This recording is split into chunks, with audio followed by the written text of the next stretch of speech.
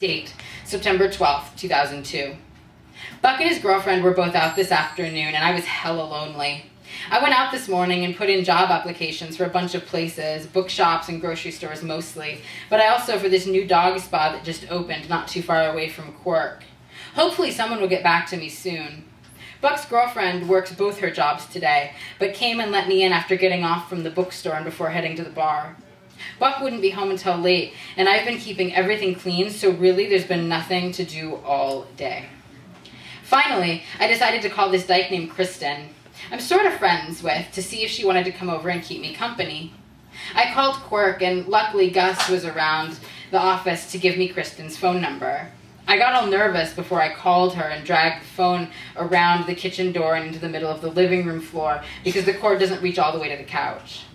Kristen's older, like 22 or something, and has been dating Saucer, who's a street punk junkie who's been around Quirk a long time. Kristen's girlfriend Saucer is in jail for a parole violation and is way old, like 24. After this year, she won't even be able to come to Quirk anymore. Saucer's been on the street since she was little, 12 or some shit. I don't know what happened with her family. That's not the kind of shit you just ask someone. It's not exactly like we're all that close either. Mostly, she sleeps in Paranoia Park with the het punks. I know she fights a lot too. I think it's mostly to protect folks like her street sister Hope, who catches a lot of shit from the skinheads. Saucer always keeps her hair dyed black, and she's covered in tattoos, even her face and hands.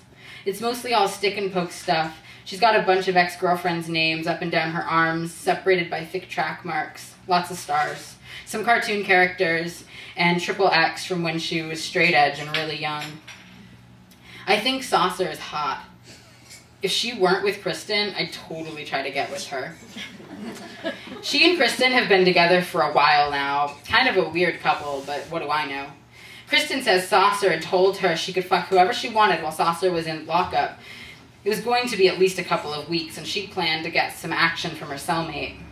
Kristen is sort of this grungy butch, and not really all that hot, but still cute enough.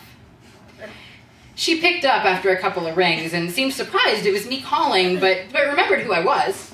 I told her I was crashing at my brother's place and that it would be great to see her. She said she had to stop by her work later, but if I wanted, she could come visit me first. I had the place to myself, so I gave her the address and waited. The apartment door locks automatically when it closes, so when Kristen buzzed the door, I had to prop it open with the phone book and run downstairs and let her into the building. She walked around the apartment for a while, looking at Buck's girlfriend's paintings. They're mostly half-finished images of babies sticking into fire, stuff like that. She said it was really good. I came up behind her while she was looking closely at one of the paintings and started to play with the short hairs at the base of her neck.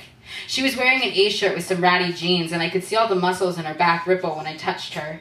She turned around and pushed me against the wall with the purple unicorn and started kissing me hard.